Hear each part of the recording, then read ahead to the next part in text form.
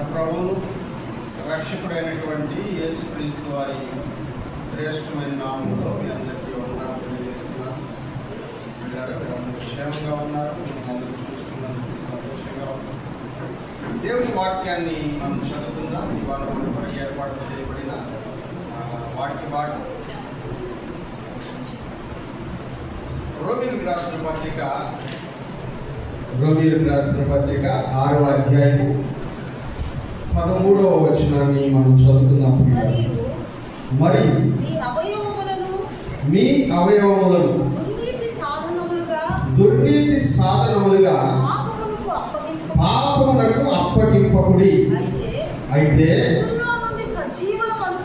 మృతులలో నుండి సజీవులము అనుకుని మిమ్మును మీరే దేవునికి అప్పగించుకొనుడి.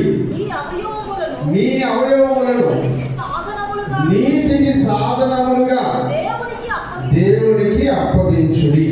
ప్రార్థన చేస్తుంది. కృపగల ప్రభువా, పరిశుద్ధుడా, జీవాధిపతి, మీకు వందనాలు ప్రభువా. ఈ ఉదయ సమయంలో మీ సన్నిధిలో మీ పరిశుద్ధ లేఖనములు ధ్యానించడానికి మీరు ఇచ్చిన కృప కొరకు వందనాలు. మీ పక్షంగా నేను నిలబడి ఈ లేఖనములు ధ్యానిస్తూ ఉండగా ఈ వాక్య ధ్యానము మీకు అంగీకారం అయినట్లు కృప దయచేయండి. ఈ ధ్యానంలో నేను వివరిస్తున్న అంశాలన్నీ మీ వైపునట్లు నన్ను మీ స్వాధీనంలో పెట్టుకోండి. వింటున్న సంఘానికి వెనకల చెవి, గ్రహించే మనస్సు, పాటించే జీవితాలను అనుగ్రహించు. యేసుక్రీస్తు నామములో ప్రార్థించి అడిగి వేడుకుంటున్నాము తండ్రి. ప్రియులారా, పరిశుద్ధ గ్రంథంలో నుంచి ఈ సంవత్సరం మనం ధ్యానం చేస్తున్న ధ్యానాంశము మూలవాక్యము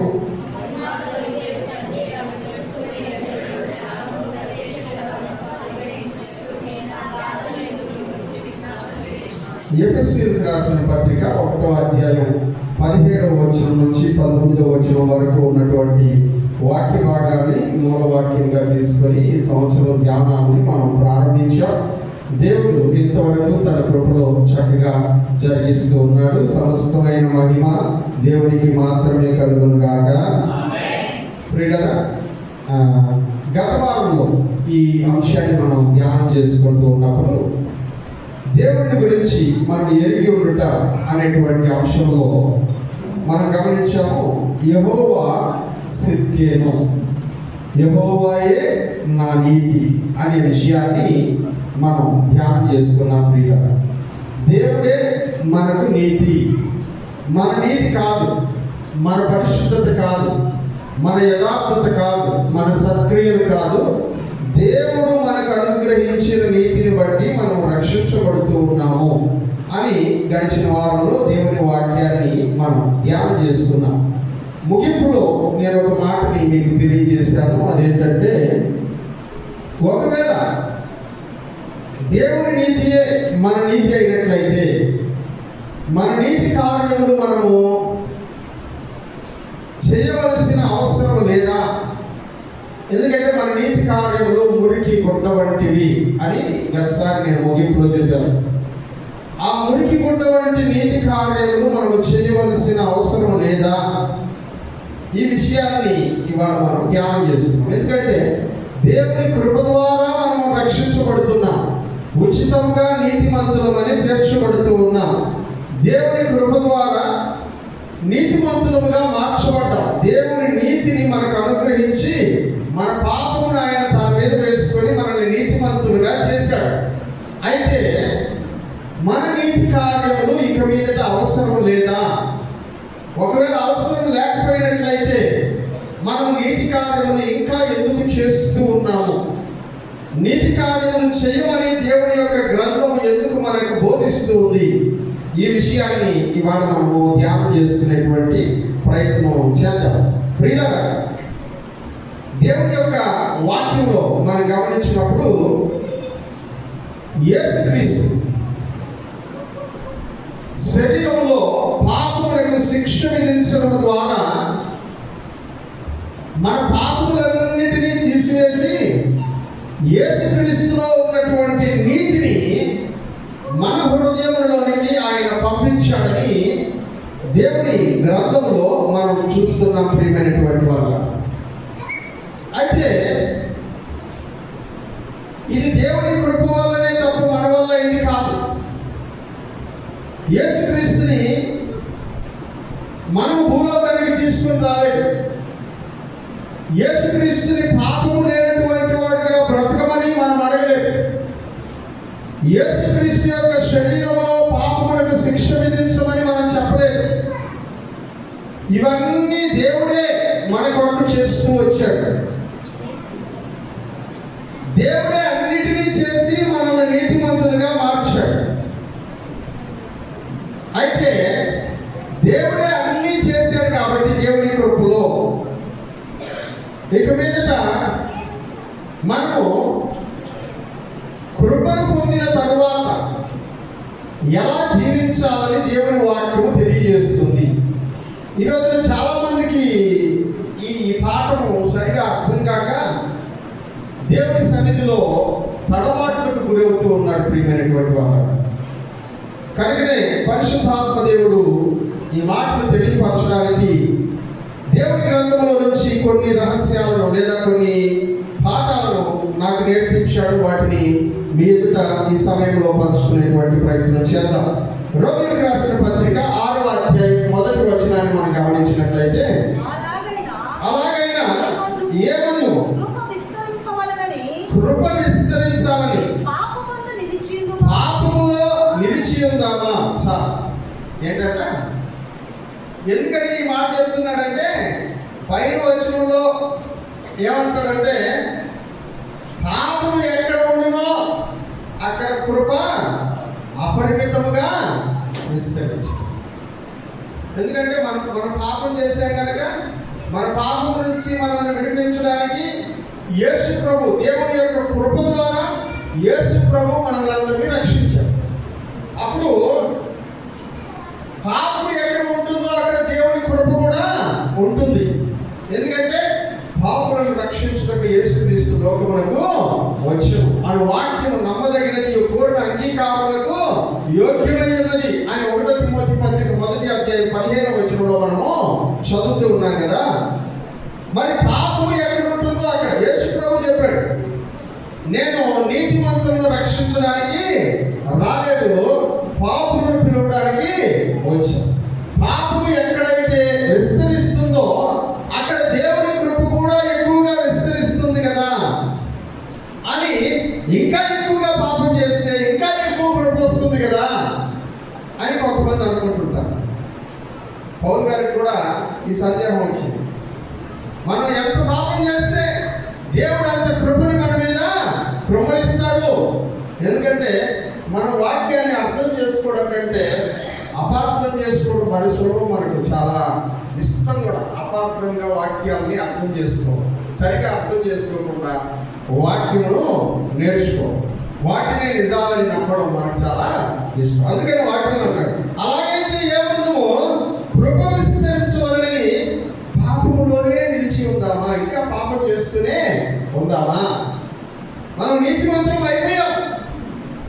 యేసు ప్రభు మనల్ని నీతిమంతులుగా మార్చేశాడు. మనం చేసిందేమీ లేదు, అంతా యేసు ప్రభు శరీరం ద్వారా దేవుడు అన్నింటినీ సరిచేసి మనల్ని నీతిమంతులని తీర్చిదిద్దాడు. దేవుని నీతి మనల్ని నీతిమంతులుగా మార్చింది అని మనము ఎరుగుతున్నాం. కాబట్టి ఇంక మనము నీతిమంతులుగా ఉండాల్సిన అవసరం లేదు. ఆయన నీతే కదా మనకు వస్తుంది. మనం నీతిమంతులుగా స్పెషల్గా ఉండాల్సిన అవసరం లేదు అని అనుకుంటూ ఉన్నామా? యేసుక్రీస్తు ద్వారా నీతిమంతులమైనటువంటి మనము, యేసుక్రీస్తు ద్వారా నీతిమంతులమైనటువంటి మనము ఏమైపోయినామంట, పాపము విషయంలో యేసుక్రీస్తుతో కూడా సరిపోయినాము. హల్లెలూయా. దేని విషయంలో? పాపం విషయంలో యేసుక్రీస్తుతో కూడా మనం కూడా ఏమైపోయినామంట, సరిపోయినాం. నేను చెప్పడం లేదు, పరిశుద్ధ గ్రంథంలో చెప్తున్నటువంటి మాటల్ని మనం ఒకసారి చదువుదాం. రోమీయులకు రాసిన పత్రిక 6వ అధ్యాయం 3వ వచనం. చదవండి. క్రీస్తు యేసులోనికి బాప్తిస్మము పొందిన మనమందరం ఆయన మరణములోనికి బాప్తిస్మము పొందితిమని. ఇప్పుడు బాప్తిస్మం తీసుకున్నవాడు ఎంతమంది ఉన్నారు ఒకసారి చేయొద్దండి. అక్కడ శరీరాలు అన్నులు తమ్ముడు, ఓ దేవునికి స్తోత్రం. ఇప్పుడు మీరు గుర్తుపెట్టుకోవాల్సినటువంటి ఒక ముఖ్యమైనటువంటి పాఠం ఏంటో తెలుసా? యేసుక్రీస్తులోనికి బాప్తిస్మం పొందిన మనమందరము ఏమైనామంట? చదవండి 6:3 మళ్ళీ ఒకసారి అందరూ చదవండి, ఇబ్బంది లేదు.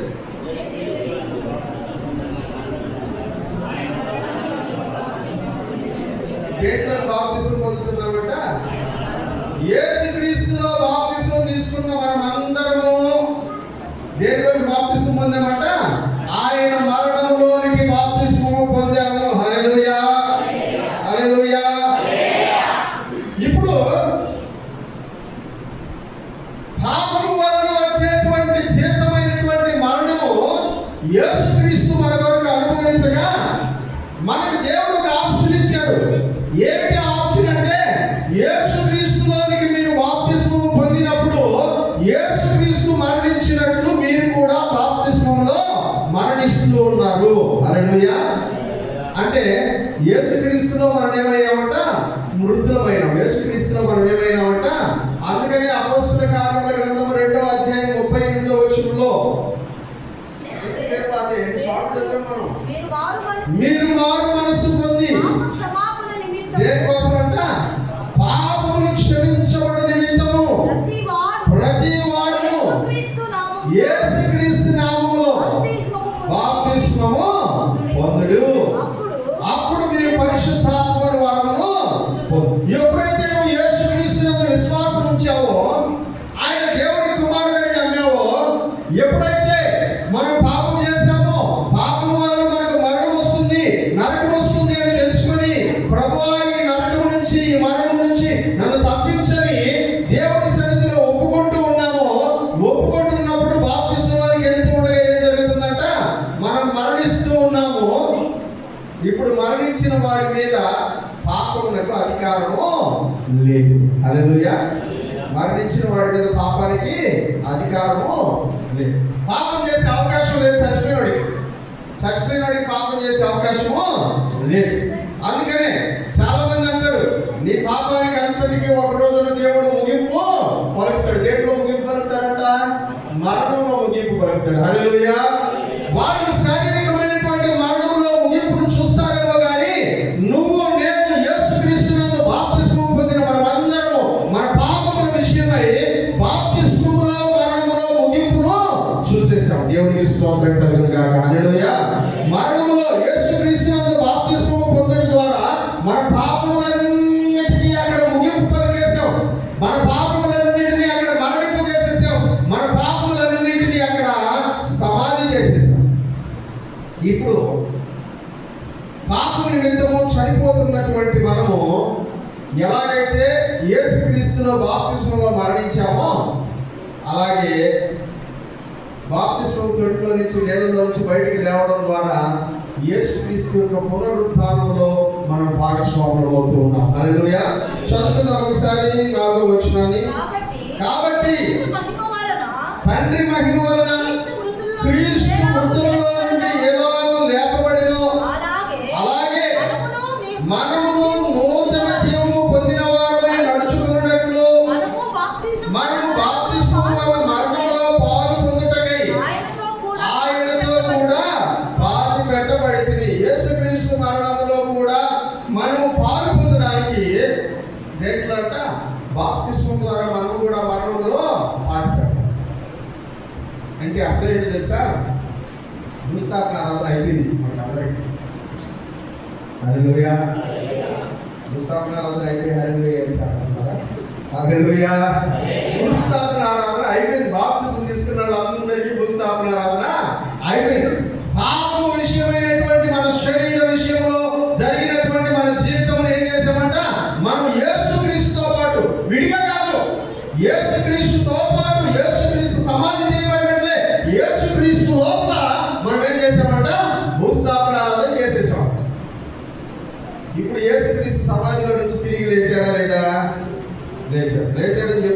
అందరూ ఒకసారి దేవునికి స్తోత్రం చెప్పండి. సార్ నేను చూడలేదు, నాకు తెలియదు అంటారా? చాలా మంది చేతులు ఎత్తి స్తోత్రం చెప్పడం వాళ్ళకి నమ్మకం లేదేమో నాకు తెలియదు. యేసుక్రీస్తు సమాధిలో నుంచి తిరిగి లేచాడు. నేను చెప్పడం లేదు. మార్కు సువార్త 16వ అధ్యాయం 1వ వచనంలో మాట కూడా చదువుకోండి. విశ్రాంతి దినం గడిచిపోయిన తర్వాత మగ్దలేని మరియయు, యాకోబు తల్లి మరియయు, సలోమియు వచ్చి ఆయనకు పూయవలనని సుగంధ ద్రవ్యములు కొనిరి. అదంతా వదిలేసి ఇప్పుడు 5వ వచనం. అప్పుడు వారి సమాధిలో ప్రవేశించి తెల్లని నిలువుటంగి ధరించుకొని ఉన్న ఒక పడుచువాడు కుడివైపున కూర్చున్నట్టు చూసి మిగిలిన కలవరపడిరి. అందుకతడు కలవరపడబడి, సిలువ వేయబడిన నజరేయుడైన యేసుని మీరు వెతికి ఉన్నారు, ఆయన లేచి ఉన్నాడు, ఇక్కడ లేడు. హల్లెలూయా. ఆయన సమాధిలో నుంచి లేచిన యేసు ప్రభువు సమాధి చేయబడి ఎలాగైతే 3వ దినమున మృతుల్లో నుంచి తిరిగి లేచాడో, యేసు ప్రభువు నందు మరణించినటువంటి మనమందరూ కూడా సమాధిలో నుంచి అనగా బాప్తిస్మములో నుంచి తిరిగి లేవడం వలన యేసు ప్రభు పునరుద్ధారుడైనట్లుగా మనము కూడా పునరుద్ధారులుగా చేయబడ్డాం. యేసు ప్రభుని ఎవరు లేపారంట సమాధిలో నుంచి? చెప్పండి, ఎవరు లేపారు? రోమపత్రిక 10వ అధ్యాయం 9వ వచనం. అదేమనగా యేసు ప్రభు అని నీ నోటితో ఒప్పుకొని. ఎవరు లేపారంట? దేవుడు మృతులలో నుండి ఆయనను లేపారని. ఎవరు లేపారంట యేసు ప్రభుని సమాధిలో నుంచి? దేవుడు, తండ్రి అయినటువంటి దేవుడు సమాధి చేయబడినటువంటి యేసు ప్రభువును మృతుల్లో నుంచి తిరిగి లేపాడు. దేవునికి స్తోత్రం కలుగును గాక. హల్లెలూయా.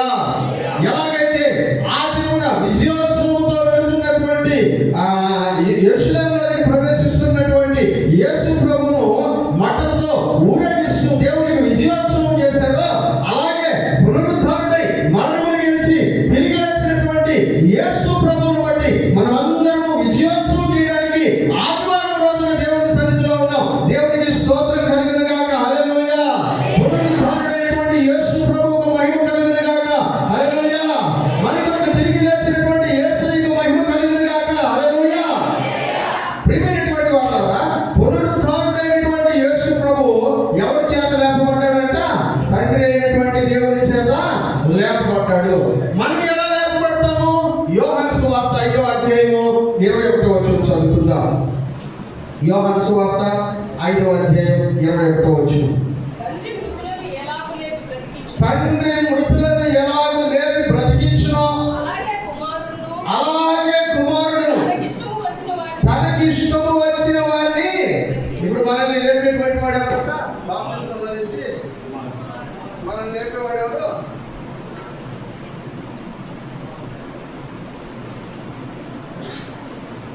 కుమారుడైనటువంటి యేసుక్రీస్తు. హల్లెలూయా. హల్లెలూయా. మన బాప్తిస్మంలో ఆయన మరణంలో భాగస్వామ్యం తీసుకోగానే అంట యేసు ప్రభు ఆయన లేచాడు కాబట్టి ఆయన జీవంలో మనకు బాప్తిస్మం ఇవ్వడానికి మనల్ని లేపుతూ ఉన్నాడు. దేవునికి స్తోత్రం కలుగును గాక. హల్లెలూయా. ఇప్పుడు మనం మరణం నుంచి పైకి లేచేసాం. ఇక మీదట మనకు ఆత్మీయ మరణం లేదు, రెండవ మరణం లేదు. మరణంలో నుంచి సజీవంగా మనము లేపబడ్డాం. ప్రియమైనటువంటి వాళ్ళు, యేసు ప్రభు ఎలాగైతే ఆయన మరణంలో నుంచి తిరిగి లేచాడో, అలాగే మనము కూడా ఆత్మీయ మరణంలో నుంచి బాప్తిస్మం పొంది మన పాపములను అక్కడ వదిలిపెట్టేసినటువంటి ఆత్మీయ మరణంలో నుంచి దేవుడు మనల్ని సజీవులుగా లేపబట్టుకున్నాడు. ఆయనను బట్టి మనం సజీవంగా ఉన్నాం. తండ్రి ఎలాగైతే తన కుమారుడు మృతి నొందినప్పుడు ఆయన మరణంలో నుంచి లేపాడో, అలాగే కుమారుడికి కూడా అంట మరణించినటువంటి వారిలో ఆయనకి ఇష్టమైనటువంటి వారిని అందరికీ లేపడానికి ఆయనకు అధికారం ఉన్నది కనుక యేసు ప్రభు నందు మృతి నొందినటువంటి మనలందరినీ కూడా యేసు ప్రభువు లేపి ఉన్నాడు. దేవునికి స్తోత్రం కలుగును గాక. హల్లెలూయా. మనం ఇప్పుడు మరణించాము, తిరిగి లేపబడ్డాం.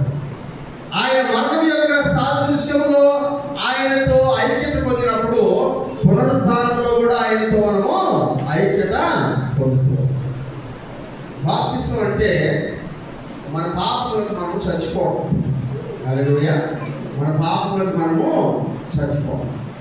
పాపములకు దాసులు కాకుండానట్లు మన ప్రాచీన స్వభావాన్ని యేసు ప్రభుతో కూడా సిలువ వేయడం. బాప్తిసంలోకి వెళ్తున్నామంటే అర్థం ఏంటంటే మన ప్రాచీన పాత స్వభావాన్ని యేసు ప్రభుతో కూడా సిలువ వేసి చంపేస్తూ ఉన్నాం. యేసు ప్రభుతో కూడా సిలువ వేసి చంపేస్తూ ఉన్నాం. చదువుదాం 6వ అధ్యాయం, రోమపత్రిక 6వ అధ్యాయం 6వ వచనం.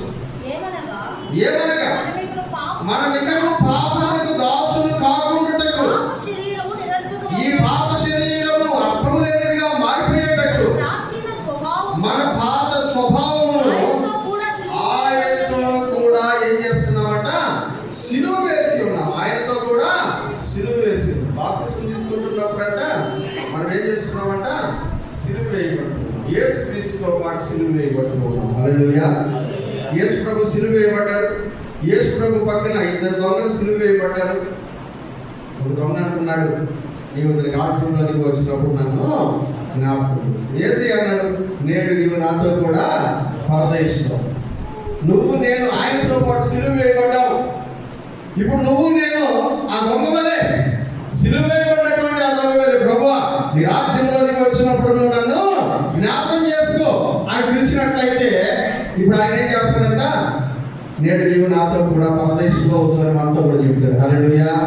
ఎవరైతే బాప్తిస్మం పొందారో, ఎవరైతే బాప్తిస్మం ద్వారా తమ యొక్క పాప స్వభావాన్ని సిలువ వేయడానికి ఇష్టపడి, ఇదిగో ప్రభువా నేను కూడా నీతో పాటు సిలువ వేయబడి ఉన్నాను కదా, ఇదిగో నా పాపములన్నింటినీ కడిగేసి నన్ను నీ రాజ్యంలోనికి చేర్చుకొని మనం అడిగినప్పుడు ఆయన మనల్ని ఏం చేస్తున్నాడంటే తనతో పాటు పరదేశంలో ఉండడానికి తీసుకెళ్తాం. గుడ్ ఫ్రైడే మెసేజ్ మంచి పాయింట్ తెచ్చింది మనకు. హల్లెలూయా. ఆయన తన పాప స్వభావాన్ని సిలువ వేసుకుంటూ ఉన్నప్పుడు ఆయనతో పాటు సిలువ వేయబడిన మనము ఆయనతో పాటు బ్రతికి ఉండేటువంటి అవకాశాన్ని ప్రభు మనకు కల్పిస్తూ ఉన్నాడు. ఇక మీదట శరీరం పాపం చేయాలనుకున్న స్వభావం పాపము చేయకూడదు. హల్లెలూయా. ఫిలిప్పీయులకు రాసిన పత్రిక 3వ అధ్యాయం, ఫిలిప్పీయులకు రాసిన పత్రిక 3వ అధ్యాయం 9-11 వచ్చారు. క్రీస్తుని సంపాదించుకొని ధర్మశాస్త్రము మూలమైన నానీతిని గాక క్రీస్తునందరి విశ్వాసము వలనైన నీతి అనగా విశ్వాసమును బట్టి దేవుడు అనుగ్రహించు నీతి గలవాడనై ఆయన యందు ఎవరెందు క్రీస్తునందు కనబడు నిమిత్తము ఏ విధము చేతనైనను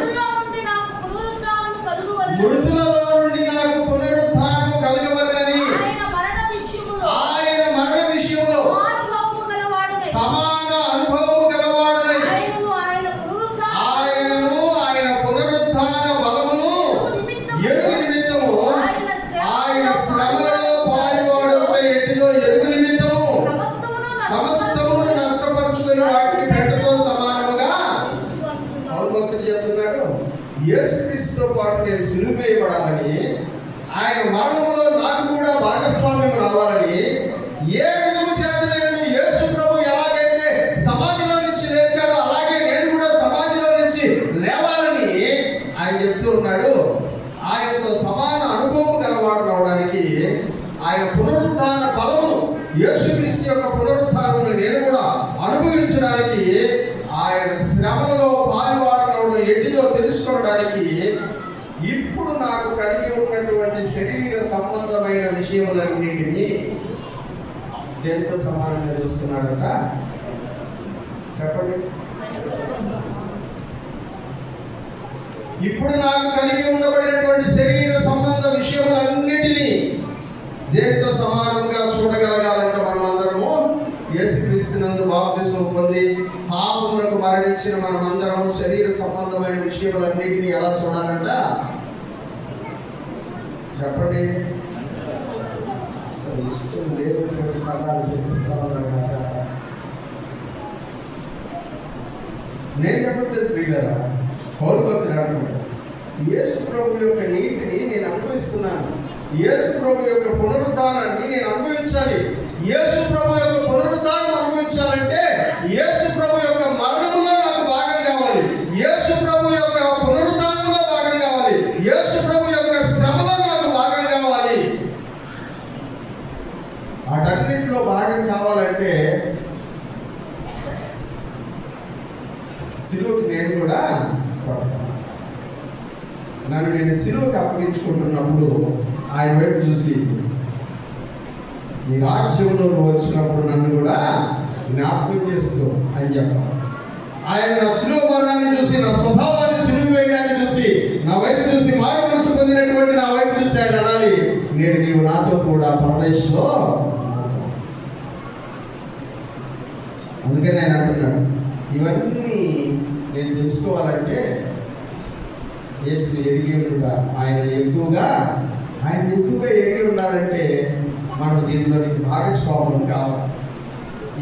ఈ వచనాలైతే లాస్ట్ మెసేజే. ఇప్పుడు ఒక గ్లిమ్స్ మాత్రం అనుకుంటున్నాను. ఇది లాస్ట్ బహుశా 50 మెసేజ్ అయ్యి ఉంటుంది. ఫ్రీడమ్ ఎందుకు ఈ మాట చెప్తున్నానంటే, ఆయన ఎరుగు నిమిత్తము మనం ఈ లోక సంబంధమైనటువంటి వాటన్నిటినీ పెంటతో సమానముగా ఎంచుకోగలిగిన వారమై, హల్లెలూయా.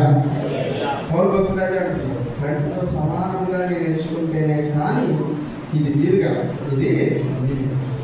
ఈ లోకంలో ఉండబడినటువంటి వాటిని, లోకంలో ఉండబడినటువంటి సౌఖ్యాలను కలిగించేటువంటి వాటిని నేను విడిచిపెట్టలేకపోతే, వాటిని నిర్లక్ష్య పెట్టకపోతే, సిలువ వేయబడి వాటి విషయంలో అవి అక్కర్లేదని నేను అనుకోకపోతే నాకు ఆయనతో సమాన అనుభవం రాదు. యేసు ప్రభు ఎలా శ్రమను అనుభవించాడో నేను కూడా అలా శ్రమను అనుభవించాను. యేసు ప్రభు ఎలా పునరుద్ధారణ అయ్యాడో నేను కూడా అలాగూ పునరుద్ధారణను. ఇప్పుడు యేసు ప్రభు పునరుద్ధానం వలన ఆయన దేవుడు లేపాడు కాబట్టి మనము కూడా ఆయనతో లేకపోవటం. ఇప్పుడు మరణమునకు మన మీద అధికారము, హల్లెలూయా, మరణానికి, ఆత్మీయ మరణానికి మన మీద అధికారము. ఎందుకంటే యేసు ప్రభు పునరుద్ధారుడై పరలోకానికి వెళ్ళాడు. మనం కూడా పునరుద్ధారణపై ఎక్కడికి వెళ్ళిపోతామంట? పరలోకానికి వెళ్ళిపోతాం. ఆయనలో భాగస్వాములం అవుతాం, ఆయనలో జీవిస్తాం మనమందరం. ఇక మీదట మనం జీవిస్తున్నటువంటి జీవితంలో మనకు లేనిది ఏమిటి అనగా రెండవ మరణం. మనకు లేనిది ఏంటంట? రెండవ మరణం. ఎందుకంటే ఆల్రెడీ ఇక్కడ కంప్లీట్ అయిపోయింది. బాప్తిసంలో మన మరణము కంప్లీట్ అయిపోయింది, మన భూస్థాపన ఆరాధన అయిపోయింది. ఇక రెండవ మరణం అనేటువంటిది మన జీవితంలో లేదు ప్రియమైనటువంటి వారు. కాబట్టి ఇక మీదట మనం బ్రతుకుతున్నటువంటి దినములన్నీ ఆయన యందు జీవిస్తాం. హల్లెలూయా. ఇప్పటిదాకా మనలో జీవించాం. యేసు ప్రభువుని తెలుసుకున్న తర్వాత ఆయనలో మరణించాము, ఆయనలో తిరిగి లేపబడ్డాము. ఇక మీదట బ్రతికేటువంటి దినములన్నీ కూడా ఆయనలోనే బ్రతుకుతాం. హల్లెలూయా. ఆయనలోనే బ్రతుకుతాం. ఆయనలో బ్రతికేటువంటి అనుభవంలో మనం ఎంతమందిని చదువు. ఒక మాటని 6వ అధ్యాయం 9వ వచనం చదువుతాం. రోమీయులకు రాసిన పత్రిక 6వ అధ్యాయం 9వ వచనం.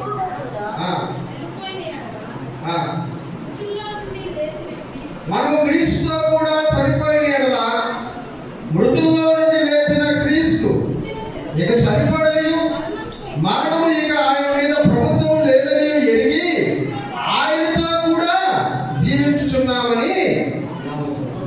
హల్లెలూయా. ఎవరితో పాటు జీవిస్తున్నామంట? యేసు ప్రభుతో పాటు జీవిస్తున్నాం. యేసు ప్రభుకి ఇక మీదట మరణం ఉన్నదా? చనిపోయి తిరిగి లేచాడు కదా, మళ్ళీ మరణం ఉందా యేసు ప్రభుకి? లేదు. ఆయన పునరుద్ధారణ అయ్యాడు, మరణంలో గెలిచినాడు, యుగాయుగములు జీవించేటువంటి వాడు అన్నాడు. ఇక మీద మరణానికి ఆయన మీద అధికారము లేదు. కింద వచ్చిన చూడండి, ఏదైనా ఆయన చనిపోవడం చూడగా పాపం విషయమై ఒకమానే చనిపోయాడు, కానీ జీవించడం చూడగా దేవుని విషయమై దేవుడు ఎంతకాలం ఉంటాడు? యేసు ప్రభు ఎంతకాలం ఉంటాడు? యేసు ప్రభు ఎంతకాలం ఉంటాడు? ఆయనతో కూడా బ్రతుకుతున్నటువంటి మనం అంతకాలము ఉంటాం. ఇది నిత్య జీవములకు కలుగు నిరీక్షణ. హల్లెలూయా. ఇది నిత్య జీవానికి కలిగేటువంటి నిరీక్షణ. యేసు ప్రభువు మరణించి మరణించాము, యేసు ప్రభువులో లేపబడ్డాము, ఇప్పుడు యేసు ప్రభువునందు బ్రతుకుచున్నాము. బ్రతుకుచున్నటువంటి జీవితం అంతా కూడా యేసు ప్రభువునందే జీవిస్తూ ఉన్నాము. కాబట్టి వాక్యం అంటున్నాడు, యేసు ప్రభు ఎంతకాలం బ్రతికుంటాడో మనం కూడా అంతకాలం బ్రతికుంటాం. ఇదే నిత్య జీవం. హల్లెలూయా. యేసు ప్రభు ఎంతకాలం బ్రతుకుతాడో మనం కూడా అంతకాలం. యేసు ప్రభు ఎక్కడ బ్రతుకుతాడో అక్కడే మనం కూడా బ్రతుకుతాం. యేసు ప్రభు ఎలాంటి జీవితాన్ని అనుభవిస్తాడో అలాంటి జీవితాన్ని మనం అనుభవిస్తాం. యేసు ప్రభు ఎలా మహిమలో ఉంటాడో అలాగే మనం కూడా మహిమలో ఉంటాం. ఎందుకంటే మన జీవితం ఇక మీద ఎక్కడ ఉందంట? క్రీస్తునందు దాచబడి ఉన్నది. మీ జీవం క్రీస్తునందు దాచబడి ఉన్నది. ఇక మీద బ్రతికేటువంటి మనం అందరము ఎలా బ్రతుకుతున్నామంట? యేసు క్రీస్తునందు బ్రతుకుతూ ఉన్నాం. 2 కొరింథీయులకు రాసిన పత్రిక 5వ అధ్యాయం 17వ వచనం. 2 కొరింథీయులకు రాసిన పత్రిక 5వ అధ్యాయం 17వ వచనం. కాగా ఎవడైనను క్రీస్తునందున్న యెడల వాడు నూతన సృష్టి, పాతవి గతించెను. ఏమైపోయినాయంట? ఇప్పుడు క్రీస్తునందు ఉన్న యెడల, యేసు క్రీస్తులోనికి వచ్చారు, యేసు క్రీస్తు మరణించినట్టు మరణించారు, యేసు క్రీస్తు తిరిగి లేచినట్టు తిరిగి లేచారు, యేసు క్రీస్తు జీవించినట్టు జీవిస్తూ ఉన్నారు. ఇప్పుడు యేసు క్రీస్తునందు ఉన్న యెడల మీరేమైనారంట? కొత్తగా పుట్టిన బిడ్డలు. కొత్తగా పుట్టిన బిడ్డలు. హల్లెలూయా, హల్లెలూయా. కొత్తగా పుట్టినటువంటి బిడ్డలకి పాప పుణ్యం తెలుస్తుందా? తెలియదు. ఇంకా ఇక్కడ తెలుస్తుంది. నేను వాక్యం చెప్తుంటే వాడు దారి ఇక్కడ తెలుస్తుంది. ఏమడుతుందండి కదా?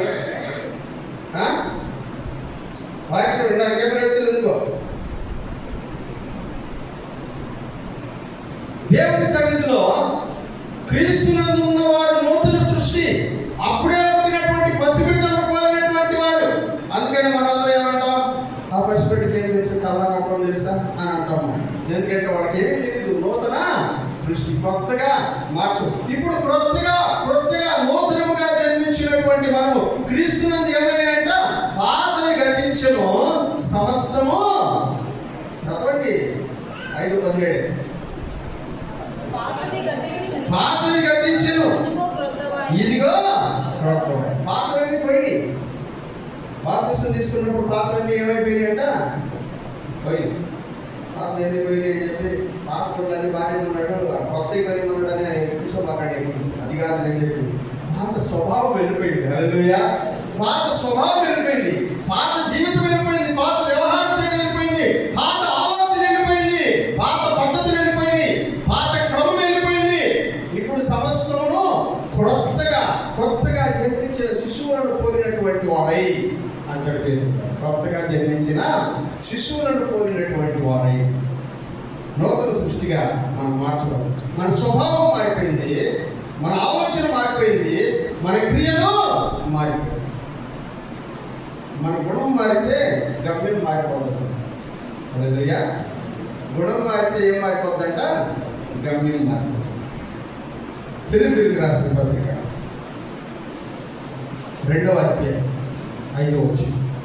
క్రీస్తు యేసునకు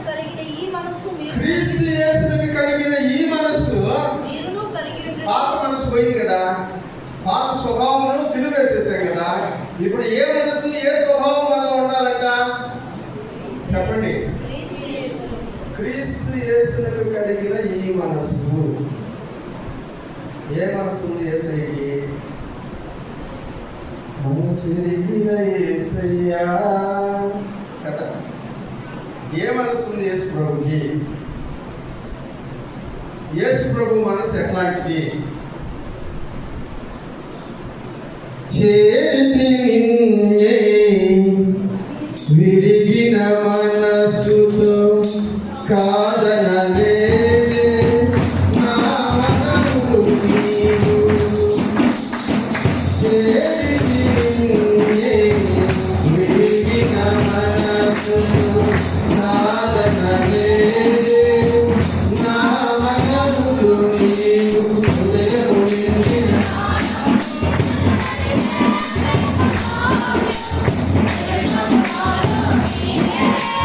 జగదీశ్వరుడు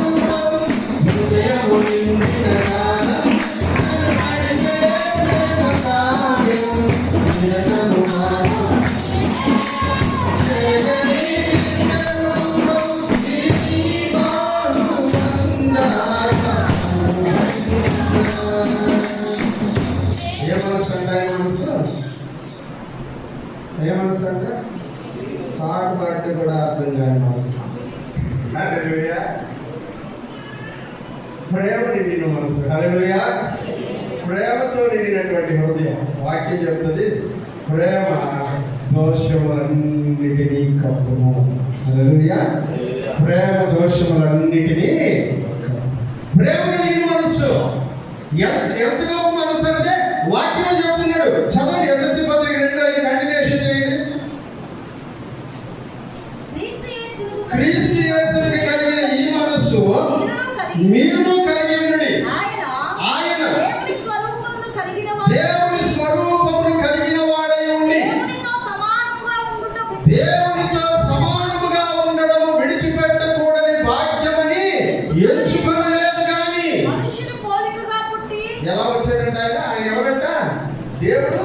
దేవునితో సమానముగా ఉండేటువంటి వాడు, అంత గొప్ప స్థాయిలో ఉన్నటువంటి వాడు, దేవునితో సమానముగా ఉండుట వదిలిపెట్టే భాగ్యమని ఎంచుకొనలేదు కానీ. మనుషుల పోలికగా పుట్టి, ఎలా పుట్టాడంట? మనలాగా పుట్టాడు. మనుషుల పోలికగా పుట్టి దాసుని స్వరూపము ధరించుకొని. ఏ స్వరూపం అంట? దాసుడంటే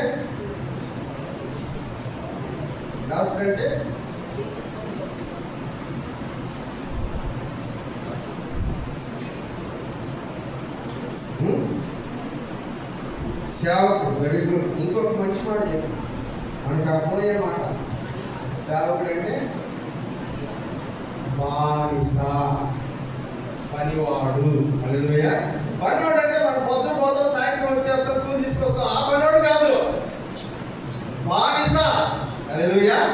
ఇప్పుడు వాక్యంలో చెప్తూ ఉన్నాడు, నేను బానిసగా పుట్టాడంట ఆయన. దాసుని స్వరూపమును ధరించుకొని. దాసుడికి ఏముండవు అంట? ఏమి ఉండదు. సొంత ఇంటి ఉంటుంది దాసుడికి? ఉండదు. సొంత ఆలోచన ఉంటుంది దాసుడికి? ఉండదు. సొంత పని ఉంటుంది దాసుడికి? ఉండదు. యజమాని ఇల్లు, యజమాని పని, యజమాని ఆలోచన, యజమానుడు చెప్పినవన్నీ చేసేవాడే దాసుడు. హల్లెలూయా. యజమానికి బానిసైనటువంటి వాడు దాసుడు. ఇప్పుడు యేసు ప్రభు అంట ఏ స్వరూపం ధరించుకున్నాడంట? దాసుని స్వరూపము ధరించుకొని తనకు కలిగినటువంటి సమస్త అధికారమును, ధనమును, ఘనతను, ఐశ్వర్యమును, స్తోత్రమును, మహిమను అన్నిటిని వదిలిపెట్టేసి రిక్తుడిగా ఖాళీ చేతులతో వచ్చేసాడంట. హల్లెలూయా.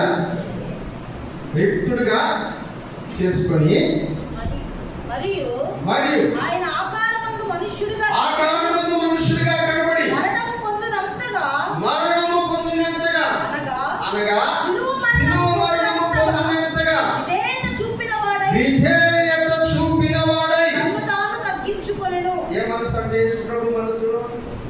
అన్నిటిని వదిలిపెట్టి వచ్చేసేటువంటి మనసు. హల్లెలూయా.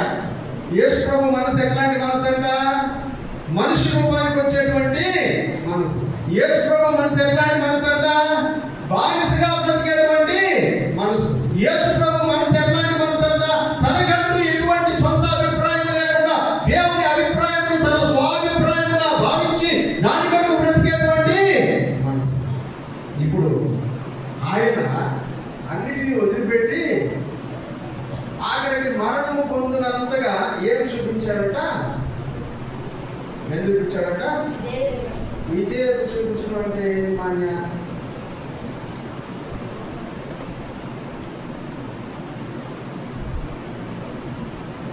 అదే అర్థం కాదు నాకు. అర్థంగా విధేయత చూపించడం అంటే ఏంటో తెలుసా? చెప్పిన మాట వినడం. హల్లెలూయా.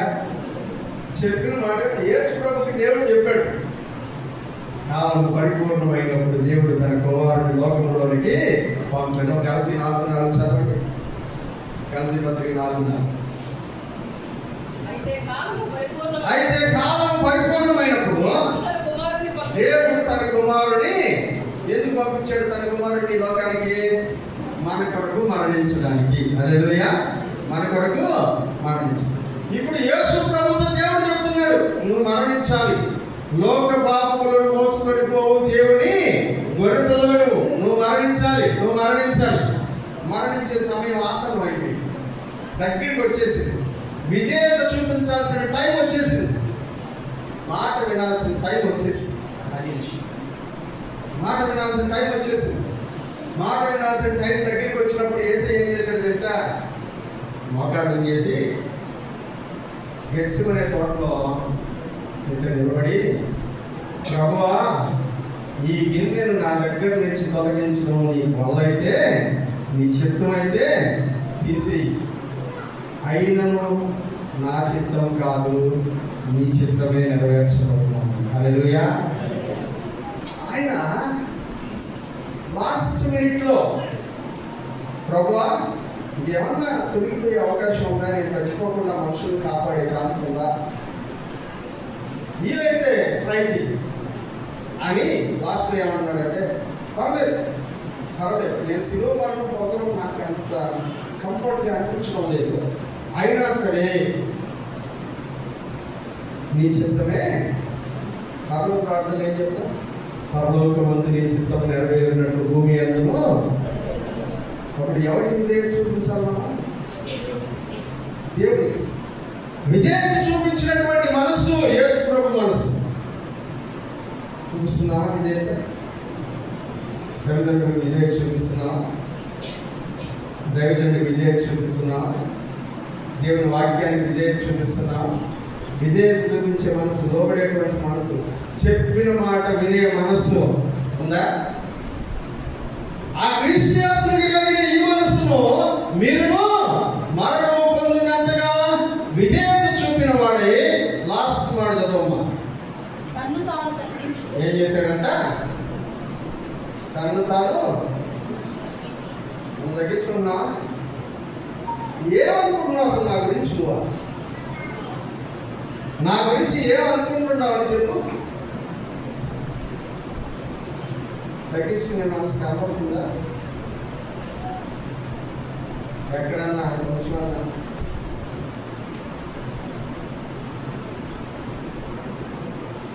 ఏ కోశానైనా ఆయన వల్లే జీవించాలి కదా, ఆయన మనసు కలిగి ఉండాలి కదా, విజయాన్ని చూపించాలా, తగ్గించుకునేటువంటి మనసు కనబడాలా? కనబడుతుందా? చదవడానికి కంటిన్యూషన్.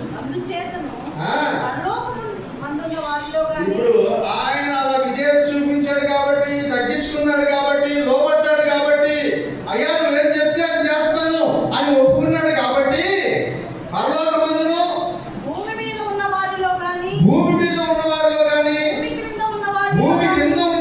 కానీ ప్రతి వాని మోకాలు యేసు నామమున. ఇప్పుడు నువ్వేం కోరుకుంటున్నావు తెలుసా?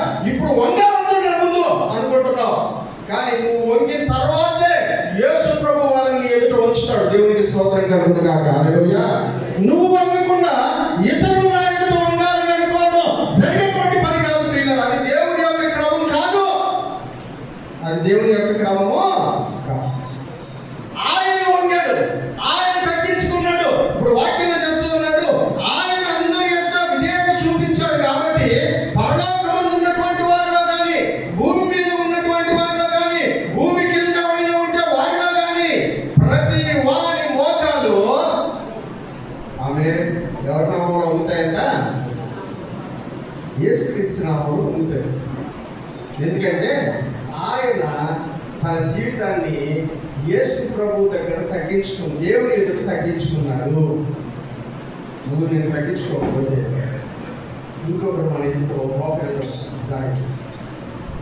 నువ్వు తగ్గితేనే ఇంకొకరిని దేవుని ఎదుట, దేవుడు నీ ఎదుట తగ్గించాడు. నీకు అర్థం కావడం నేను చాలా గొప్పవాడిని, మనకు మించిన వాడు లేడు అని అనుకుంటున్నావు. లేదు ప్రియుడా, నువ్వు తగ్గితేనే దేవుడు నీ ఎదుట ఇంకొకరిని తగ్గించగలడు. యేసు ప్రభు తనను తాను తగ్గించుకున్నాడు కాబట్టి, ప్రపంచంలో ఎవరైనా సరే యేసుక్రీస్తు నామాన మోకాలు వంచాల్సిందే. హల్లెలూయా. చూసారా, దాన్ని ఎంతో అంటారు. వాళ్ళు ప్రభువుని నమ్ముకున్నటువంటి వాళ్ళు కాకపోవచ్చు.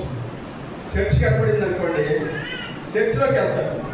కొంతమంది వాళ్ళ హృదయంలో ఏదైనా బాధ చేసినప్పుడు చర్చిలోకి వెళ్తారు. చర్చిలోకి వెళ్ళి నువ్వు మోకాలు వేస్తావో లేదో కానీ వాళ్ళు మోకాలు వేసి ప్రార్థన చేస్తారు. హల్లెలూయా. ఎందుకంటే వాళ్ళకి తెలుసు దేవుని ఎదుట మనము తగ్గి ఉంటారా. హల్లెలూయా. దేవుని ఎదుట మనము తగ్గి. ఇది యేసు ప్రభు యొక్క స్వభావం. క్రీస్తు యేసుకి కలిగిన ఈ మనస్సు, శ్రమపడే మనస్సు,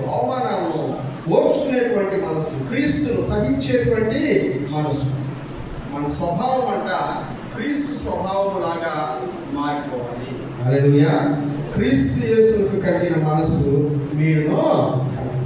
మన స్వభావం మారితే శరీరం విషయంలో మరణించాం కనుక క్రీస్తు విషయంలో జీవిస్తూ. గలతీ పత్రిక 2:20 చదువు. గలతీ పత్రిక 2:20.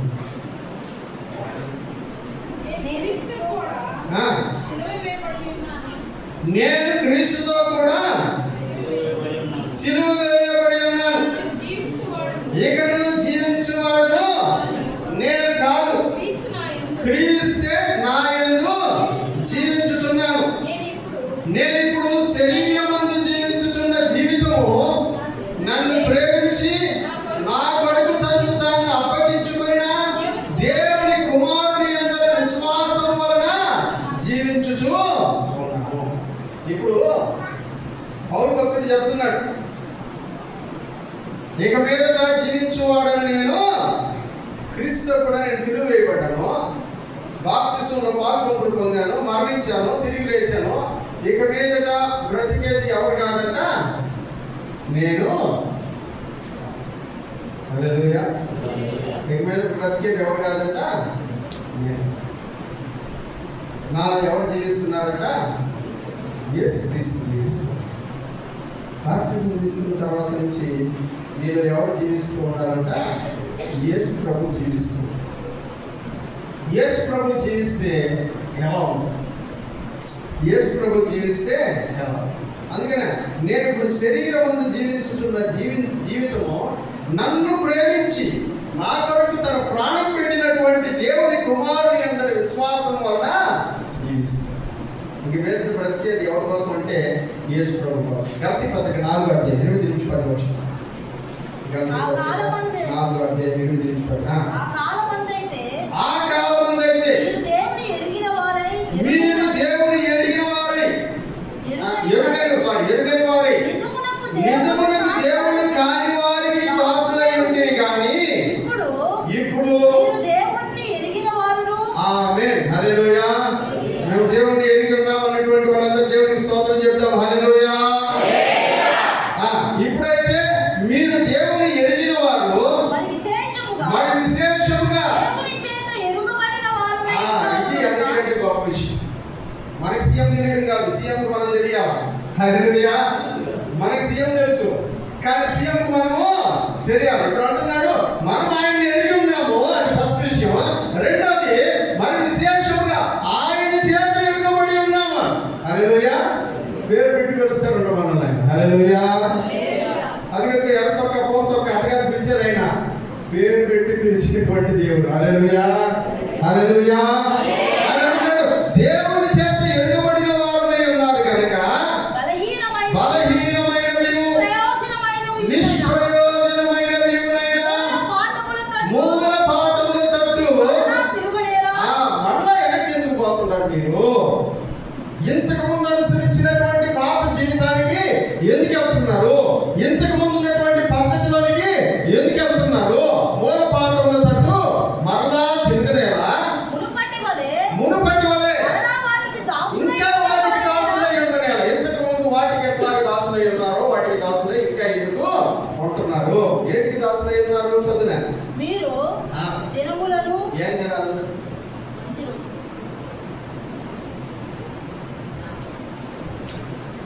ఏం తినాలి? మొన్న సండే అంట పాస్టర్స్ డే అంట.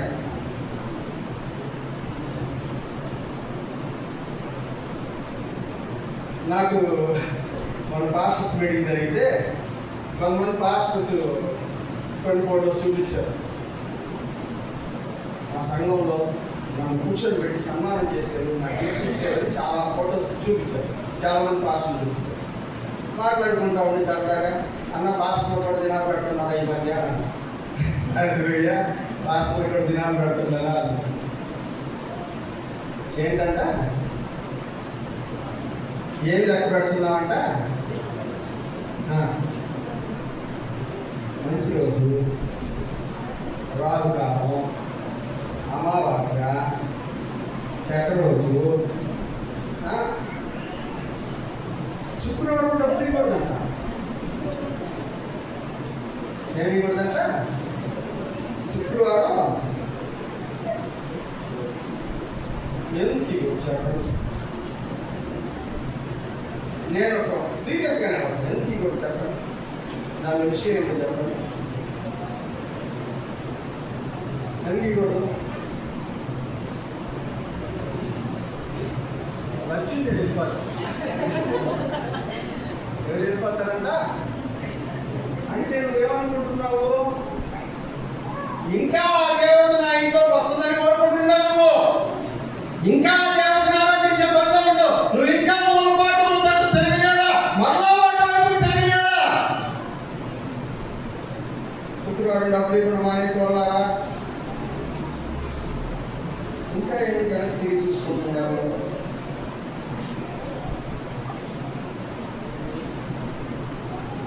యెహోవా ఇచ్చు ఆశీర్వాదం ఐశ్వర్యవంశము, మరణ కష్టార్థితం చేత ఐశ్వర్యం అధికము. శుక్రవారం డబ్బులు ఇవ్వదంట, పొద్దుపోతే డబ్బులు ఇవ్వదంట, చీకటి పడితే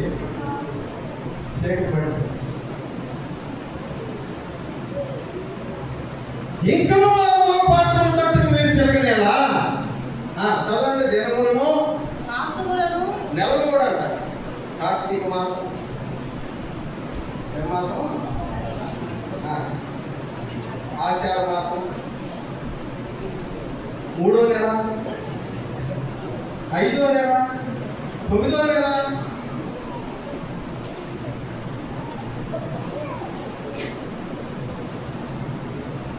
ఏం పడింది కదా? వెనుకొచ్చి చర్చిలోకి ఈ మధ్య పాప డెలివరీ అయితే ఫస్ట్ ఇక్కడ హాస్పిటల్లో ఉండేది. ఇంటికి వచ్చేసాను. నార్మల్ డెలివరీ అయితే ఇంటికి వచ్చేసాను. ఇంటికి వచ్చేయగానే ఈ ఇంకొక కార్యక్రమాలు అయ్యేది లేవాలి. చాలా కుటుంబాలు చేయరు, నేను అవ్వదు. నేను ఇంటికి వెళ్ళాను. ఇంటికి రాగానే ప్రార్థన చేశాను. నెక్స్ట్ డే శుక్రవారం నేను ప్రార్థన చేసిన. ఆదివారంలో చర్చిలో తీసుకొచ్చాను. నేను 2వ వారంలో తీసుకొచ్చినా ఏమవుతుంది? రెండు మంచిది కాకపోతే 200 తీసుకోబాకండి. 2,000, 20,000, 2 లక్షలు పెట్టుకోట్లు పెట్టుకోబాకండి. ఇక్కడ 2 ఇళ్ళు కట్టబాకండి. మంచిది కాదు కదా.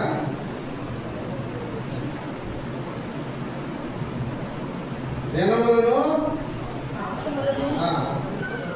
అమ్మి ప్రెగ్నెంట్ అయితే 5వ నెలలోనే పంపించాలి, 3వ నెలలోనే పంపించాలి, 7వ నెలలోనే పంపించాలి. మిగతా రోజులు ఎందుకు రాకూడదు చెప్పండి? ఎక్కడి నుంచి వచ్చాయంట? మూలపాఠం వైపుకు మరలా మీరు తిరిగినారా? వెనకటి విషయాలను మరలా మీరు ఎందుకు అనుసరిస్తూ ఉన్నారు? చదువున్నాను. ఏ కాలం అంట? ఏ ఉత్సవాలు? మధ్య మాకు కొత్తగా పెళ్ళైనప్పుడు అయిపోయింది 4 సంవత్సరాలు పెళ్ళైనప్పుడు మాకు ఒక పెళ్లి కార్డు ఇచ్చి పిలిచినారు. పెళ్లికి రమ్మ. అప్పుడు మా కొత్తగా పెళ్ళేది. పెళ్ళికి పోతా ఉంటే పుష్పంతో బాబు అడిగి బాగుందంట. నేను తెల్లవి వేసుకోవాలని చెప్పి నా గుడ్డలు తెల్లవి, మా ఎవరు ఎలసీ పెట్టుకుంది, పసుపు గుడ్డలు లేవు మా కాడ, మేము వెళ్తాం. ఏంటంట మూల పాటలు తట్టుకు పెళ్ళైతే అంట 16 రోజుల దాకా బయటికి ఇంకెక్కడికి బాగుందంట. ఇంకెక్కడికి బాగుంది. ఉత్సవ కాలములను ఏం పాటించకూడదంట? మన ఇంట్లో అప్పు తెచ్చిపోయాడమైనా చేస్తే ఈ సంవత్సరంలో చేసేయాల పెళ్ళి, లేకపోతే 3వ సంవత్సరంలో చేయాలి. 2వ సంవత్సరంలో నేను మా నాయన చనిపోయి 4 సంవత్సరాలు చేసుకున్నాను. క్షేమంగా ఉన్న ఆశీర్వాదం దేవునికి స్తోత్రం. హల్లెలూయా. ఉత్సవ కాలంలో సంవత్సరాలు ఆచరించుచున్నారు. నేను చెప్పట్లేదు, పరిశుద్ధ గ్రంథంలో దేవుడు మాట్లాడుతున్నా. ఆచరించుచున్నారు. ఈ విషయమై నేను పడిన కష్టము వ్యర్థమైపోవునేమో. అబ్బా, ఈ 11 సంవత్సరాల నుంచి నేను పడే బాధ అంతా ఏర్పాడైపోతుందో అని నాకు భయంగా ఉంది. గుర్రపాటి సంగమా, మనం చూస్తుంటే నాకు భయంగా ఉంది. నేను పడిన ప్రయాసమంతయు వ్యర్థమైపోవునేమో అని మిమ్మల్ని గురించి నేను భయపడుతూ ఉన్నాను. శరీరం ద్వారా ఇంకా వీటన్నిటిని ఎందుకు?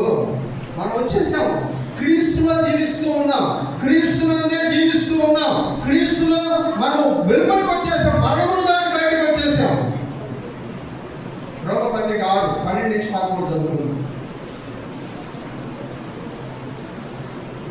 కాబట్టి శరీర దురాశలకు లోబడినట్లుగా చావునకు లోనైన మీ శరీరములను పాపమును ఏలనివ్వకండి. ఇప్పుడు మీరు ఏమైపోయారంటే, మీ యొక్క శరీరము మీరు ఇక మీద బ్రతికేది క్రీస్తునందు జీవిస్తున్నారు కాబట్టి ఏం చేయాలంట? మీ శరీరంలో పాపమును పరిపాలన చేసే అవకాశము ఇవ్వకండి. మరియు మీ అవయవాలను దుర్నీతి సాధనములుగా పాపములకు అప్పగించమాకండి. అయితే చచ్చిపోయిన వాళ్ళలో నుంచి మేము బ్రతికేశాం, యేసు ప్రభు బ్రతికినట్టు మేము బ్రతికేశాం అనుకుని మిమ్మల్ని మీరే, మేము మృతుల నుంచి బతికిన వారు అనుకుని మిమ్మల్ని మీరే దేవునికి అప్పగించుకుని మీ అవయవములను నీతి సాధనములుగా దేవునికి ఏం చేయడానికంటే, మీ శరీరంలో నుంచి మంచి రోజులు, చెడ్డ రోజులు, ఈ సంవత్సరం, ఆ సంవత్సరం, ఈ నెల, ఆ నెల, ఇవి కాదు చేయాల్సింది. మీ శరీరాల్లో, మీ జీవితాల్లో దేవుని యొక్క అధికారములను ఒప్పుకొని మంచి పనులు చేయడానికి మీ శరీరాన్ని, మీ సమయాన్ని, మీ యొక్క ఆలోచనలను, మీ యొక్క తలంపులను అన్నిటినీ దేవునికి ఇచ్చేయండి మీ జీవితంలో. హల్లెలూయా.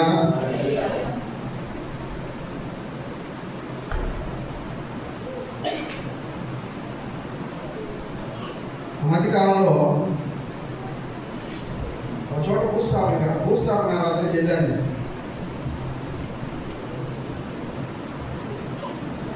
చాలా అనారోగ్యంతో వాడలేక చనిపోయిన పెద్ద భూస్థాపన రాత్రికి వెళ్ళాను. భూస్థాపన రథం జరిగించాలి, అప్పటికే బాడీ డీకంపోజ్ అయిపోయింది. బంధువులు రావాలని ఆగారు. కరెక్ట్గా బాడీ జీవితం టైంలో వచ్చి ఎవరికి లేదు. రావుకాలం సాయంత్రం 7 దాకా మంచి టైము, మళ్ళీ రాత్రి పూట చేయకూడదు, రేపే చేయాలి. దుర్నీతికి సాధనములుగా మీ శరీరాలను అప్పగించకుండా నీతి సాధనములుగా వాడండి. హల్లెలూయా. వాటిని పాటించడానికి కాదు మనం ఉండేది, నీతిని సాధనములుగా ఉపయోగించడానికి మన శరీరాన్ని దేవుడికి మనం అప్పగించాలా. అందుకనే నీ మనస్సులో క్రీస్తు ఆలోచనలు కలిగి ఉండాలి. అంతేగాని ఎవరికి కీడు చేద్దామా అని ఆలోచించేటువంటి ఆలోచన కాదు. ఎందుకంటే మనం ఇక మీదట ఎలా జీవించాలంట? యేసుక్రీస్తు లాగా జీవించాలి. ఎవరిని కింద పడదొద్దామా అనే ఆలోచన, పడినోడు ఎవడన్నా కనపడితే లేవనెత్తుదామా అనే ఆలోచన రావు. హల్లెలూయా, హల్లెలూయా. ఎవరైనా పాపంలో పడుతుంటే ఎప్పుడెప్పుడు వాడు పడతాడా అని కాసుకొని పొంచి ఉండి చూద్దామా? సామెతల గ్రంథంలో చెప్పిన వ్యవహారము కాదు అన్నమాట. ఎవరైనా పడిపోతుంటే వాళ్ళని పడిపోకుండా నిలబెట్టి గద్దించి సరిచేసి బుద్ధి చెప్పి సరైనటువంటి మార్గంలో ఉండేటట్లుగా దేవుని మహిమపరిచేటట్లుగా చేయడానికి మనం కాసుకొని ఉండాలి ప్రియమైనటువంటి వారు. అందుకనే పౌలు అంటాడు, మేలు చేయటం ఎందు అలిసిపోకుండా ఉందాము అంటాడు. హల్లెలూయా. మేలు చేయటం ఎందు అలిసిపోకుండా ఉందాం. ఇది క్రీస్తు మనస్సు. ఎందుకంటే యేసు ప్రభు చచ్చిపోయినా కలిసిపోలేదంట మేలు చేయడానికి. హల్లెలూయా. మరణించేంత వరకు అలిసిపోయినటువంటి మనసు కలిగినటువంటి వాడు మన ప్రభు అయినటువంటి యేసు. చదవనా?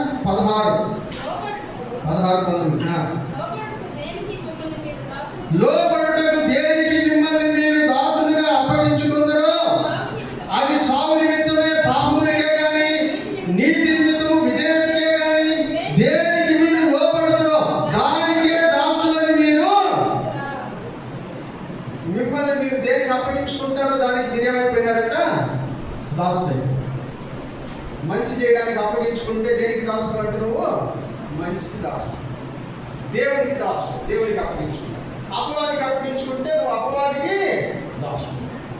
మంచి చేయడానికి దేవునికి అప్పగించుకుంటారా, లేకపోతే చెడు చేయడానికి అపవాదికి అప్పగించుకుంటారా? దానికే మీరు దాసులైపోతారు, శాశ్వతంగా దానికి దాసులైపోతారు. కాబట్టి జాగ్రత్త. అందుకని ఏం చేయాలి సార్?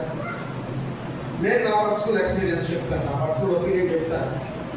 నేను ప్రతిరోజు ఉదయాన్నే ఇంట్లో నుంచి బయటికి రాబోయే ముందు ప్రతిసారి, ఇంట్లో నుంచి బయటకు అడుగుపెట్టిన ప్రతిసారి ఇలా ప్రార్థన చేసుకుంటాను.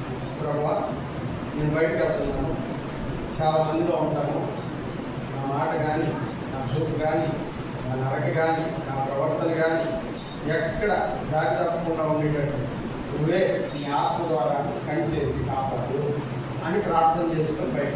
ఎన్నిసార్లు ఇంట్లోంచి బయటకు పోయినా ఇంట్లోంచి వెళ్ళబోయే ముందల్లా నా ప్రార్థన. ఎందుకంటే మనల్ని మనము మేలు కొరకు ఎవరికి అప్పగించుకుంటున్నామట? ఎన్ని శోధనలు, ఎన్ని శ్రమలు, ఎన్ని ఇబ్బందులు, ఎన్ని అవమానాలు మన చుట్టూ అందుకుంటూ ఉన్నప్పటికీ దేవుడు అలా ప్రార్థన చేసుకుని ఏం చేస్తాడు తెలుసా? ఆయన నీ చుట్టూ ఒక కంచె వేసేస్తాడు. హల్లెలూయా. నీ యొక్క శరీరాశలు నిన్ను పాపములకు లోను చేయాలని లాగుతున్నటువంటి శరీరాశలను లోకానికి, నిన్ను లోకంలోనికి లాక్కోవాలని ప్రయత్నిస్తున్నటువంటి లోకానికి నీకు మధ్యలో ఒక కంచె వేసి ఆయన ఎప్పుడు తన ఆత్మ నడిపింపు ద్వారా నిన్ను పరిశుద్ధపరుస్తూ ఉంటాడు. దేవునికి స్తోత్రం కలుగును గాక. హల్లెలూయా. అందుకని మనం చాలా సింపుల్ అనుకుంటాం, కానీ మన చిన్న ప్రార్థనకి దేవుని యొక్క జవాబు చాలా బలమైనదిగా ఉంటుంది. అందుకనే దేవుడు అంటాడు, నీ ప్రక్కన 1000 మంది కూలినను, నీ కుడి ప్రక్కన 10,000 మంది కూలినను అపాయము నీ యొద్దకు వెళ్ళి ప్రార్థన చేసుకుని, ప్రభా ఈ పాప నా దగ్గరికి రాకుండా చెయ్యి అని చెప్పి అనుకోలేదు. కానిస్తాడా దేవుడు? చూద్దామా? నిన్ను నువ్వు దేనికి దాసులుగా అప్పగించుకుంటావో దానికి నువ్వు దాసులు అవుతావు. 17 మీరు పాపములకు దాసులై ఉన్నారు అప్పుడు. కానీ ఏ ఉపదేశ క్రమమునకు మీరు అప్పగించబడితిరో, ఏ వాక్యము ద్వారా మిమ్మల్ని మీరు అప్పగించుకున్నారో దానికి హృదయపూర్వకముగా లోబడ్డారు. కాబట్టి పాపము నుంచి విమోచించబడి నీతికి దాసులైతిరి. ఇందుకు దేవునికి ఇప్పుడు రక్షించబడి బాప్తిసం తీసుకున్నటువంటి మనమందరూ ఎవరికి దాసులం అంట? నీతికి దాసులము. హల్లెలూయా. నీతికి దాసులము. తర్వాత మీ శరీర బలహీనతను బట్టి మనుష్య రీతిగా మాట్లాడుచున్నాను. ఏమనగా అక్రమం చేయడానికి, అపవిత్రతకు, అక్రమమునకు నీ అవయవములను సాధనములుగా దాసులుగా ఎలాగో అప్పగించితిరో ఒకప్పుడు, అలాగే పరిశుద్ధత కలుగుటకై ఇప్పుడు ఈ అవయవములను ఏం చేయాలంట? మన చేతులు ఇప్పుడు దేనికి పని చేయాలంట? నీతి కొరకు పని చేయాలి. కాళ్ళు దేని కొరకు పని చేయాలంట? నీతి కొరకు పని చేయాలి. నోరు దేని కొరకు పని చేయాలంట? నీతి కొరకు పని చేయాలి. హృదయం దేని కొరకు పని చేయాలంట? నీతి కొరకు పని చేయాలి. కళ్ళు దేని కొరకు పని చేయాలంట? నీతి కొరకు పని చేయాలి. నీతికి దాసులుగా మీ అవయవములను దేవునికి అప్పగించుకోండి. హల్లెలూయా. 21 చదువు. మీరు పాపమునకు దాసులైనప్పుడు నీతి విషయమై నిర్బంధము లేని వారై ఉండిరి. అప్పటి క్రియల వలన నీకేమి ఫలం కలిగింది? వాటిని గురించి ఇప్పుడు సిగ్గుపడుచున్నారు. అప్పుడు మనం బతుకు మనిషిని కాదని ఇప్పుడు సిగ్గుపడుతున్నారు కదా. వాటి అంతము మరణమే. వాటి వలన వచ్చేది మరణమే కదా. అయినను ఇప్పుడు పాపము నుంచి విమోచింపబడి దేవునికి దాసులైనందున దాని రిజల్ట్ ఏంటంటే పరిశుద్ధత కలుగుటయే ఫలము. ఇప్పుడు బాప్తిసం పొందినటువంటి వారి యొక్క జీవితాల్లో నుంచి ఏం బయటికి రావాలంట? పరిశుద్ధత. హల్లెలూయా. పరిశుద్ధత. ఇప్పుడు చెప్తున్నాడు, మనము యేసుక్రీస్తులో ఒకప్పుడు వేరుగా ఉన్నాం, ఇప్పుడు యేసుక్రీస్తులో మరణించాం, యేసుక్రీస్తులో సమాధి చేయబడ్డాం, యేసుక్రీస్తులో తిరిగి లేపబడ్డాం. ఇప్పుడు యేసుక్రీస్తులో బ్రతుకుతున్నాం. హల్లెలూయా. యేసుక్రీస్తులో బ్రతుకుతున్నాం. యేసుక్రీస్తునందు బ్రతికేటువంటి మనము ఇలా బ్రతకాలా? వారాలు, నెలలు, దినాలు, సంవత్సరాలు, పండుగలు, పబ్బాలు. రేపు పొద్దున ఎంతమంది ఇళ్ళలో టపాసులు కాలుతాయి చూస్తాను. అందుకే నేను ఏంటి వచ్చానని టెన్షన్ ఉన్నాను. ఎవరెవరి ఇంట్లో టపాసులు కాలుతుంటే చూడాలి.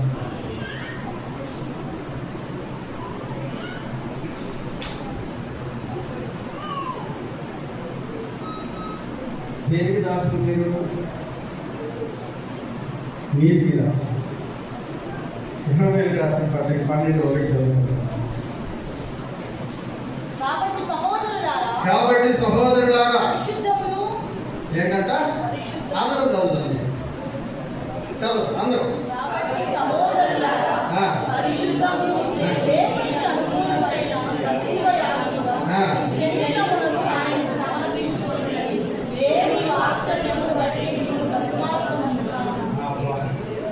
ఏం చెప్తున్నాడు? కాబట్టి సహోదరులారా, పరిశుద్ధమును దేవునికి అనుకూలమైన సజీవ యాగంగా, చచ్చిపోయిన యాగం కాదు మంది, బతికుండగానే మనల్ని మనం సజీవ యాగముగా దేవునికి సమర్పించుకున్నడని ఆయన వాత్సల్యమును బట్టి మిమ్మల్ని బ్రతిమాలుకొంచున్నాను. ఈ సేవ మీకు. హల్లెలూయా. మన శరీరం యేసు ప్రభు చేతికి అప్పగించాం. ఆయన కొరకు వాడబడ్డాం. మన ఆలోచనలు, మన తలంపులు, ఉద్దేశాలు, మనకు కలిగి ఉన్న ధర్మం, మనకు కలిగి ఉన్నటువంటి ఘనత, మనకు కలిగి ఉన్న పరిచయాలు, మనకు ఉన్నటువంటి రక్త సంబంధికులు, మనకు ఉన్నటువంటి బంధువులు, స్నేహితులు అందరినీ ఎవరికి సమర్పించాలంటే మనము యేసుక్రీస్తును సజీవ యాగంగా మన శరీరాలను ఆయనకి ఇచ్చేయడం వలన బ్రతుకుని మనం చేసేటువంటి ప్రతి దాని వలన ఫలితం ఎవరికి వెళ్ళాలంట? యేసు ప్రభు. ఒక దాసు పని చేస్తే ఫలితం ఎవరికి వెళ్తుంది? యేసు ప్రభు. హల్లెలూయా. హల్లెలూయా. ఒక దాసు పని చేస్తే ఫలితం ఎవరికి వెళ్తుంది? యజమానికి వెళ్తుంది. నువ్వు నేను పని చేస్తే, మన శరీరాన్ని దేవుడి కొరకు సమర్పిస్తే దాని ఫలితం ఎవరికి వెళ్ళాలి? యేసు ప్రభువుకి చెందాలి. అందుకనే మన జీవితంలో భక్తుడైన పౌలు గారు అంటారు, మీరు భోజనం చేసినను, పానము చేసినను, మరి ఏమి చేసినను దేవుని మహిమ కొరకై. చదవండి మొదటి పత్రిక 10:30 ముగించేస్తుంది. నేను కృతజ్ఞతతో పుచ్చుకొనిన ఎడల నేను దేని నిమిత్తము కృతజ్ఞతాస్తుతులు చెల్లించుచున్నాను. కాబట్టి మీరు భోజనం చేసినను, నన్ను పానము చేసినను, మీరేమి చేసినను సమస్తమును దేవుని మహిమ కొరకు చేయుడి. యూదులకై ఏం చేయాలంట? ఏం చేసేటప్పుడు అంట? భోజనం చేసేటప్పుడు. తర్వాత ఎవరి మహిమ కొరకు చేయాలా? ప్రార్థన చేయకుండా భోజనం చేసే బ్యాచ్ ఎంతమంది ఉన్నారు? వేసుకుంటారు సార్, మంచిది. హోటల్లోకి పోయి భోజనం తినేటప్పుడు ప్రార్థన చేసే బ్యాచ్ ఎంతమంది ఉన్నారు? ఆమేన్. హోటల్లో ఎందుకు చేయరు? మీరు ఏమి చేసినను, భోజనం చేసినను, పానం చేసినను, ఇంకేం చేసినా, మరి ఏం చేసినను దేవుని మహిమ కొరకు అందరూ చూస్తాం. ఎక్కడో పాత్ర మీరు ఏం చేసినా సరే దేవుని కొరకు చేయండి. ఎందుకంటే ఇప్పుడు మన శరీరం ఎవరిదైపోయిందంట? ఇప్పుడు మన శరీరంలో ఉండేటువంటి శరీర బలహీనత అయినటువంటి శరీర కోరికలు, లోకంలో లాగుతున్నటువంటి పరిస్థితులని కంట్రోల్ చేయడానికి దేవుడు పరిశుద్ధాత్మని మనకు అనుగ్రహించాడు. హల్లెలూయా. పరిశుద్ధాత్మ దేవుని యొక్క అతి ప్రాముఖ్యమైనటువంటి పని ఇది, ప్రియమైనటువంటి వాడు. అందుకనే మన శరీరమును దేవునికి లోపరచడం ద్వారా పరిశుద్ధాత్మ దేవుడు చాలా ప్రాముఖ్యమైనటువంటి పాత్రను పోషిస్తుంది. ఇప్పుడు దేవుని వాక్యం చెప్తుంది, మన దేవుడు ఎవరంట? యెహోవాయే నా నీతి. హల్లెలూయా. మనల్ని రక్షించుకున్నప్పుడు ఆయన నీతి వల్ల మనం రక్షించబడ్డాం.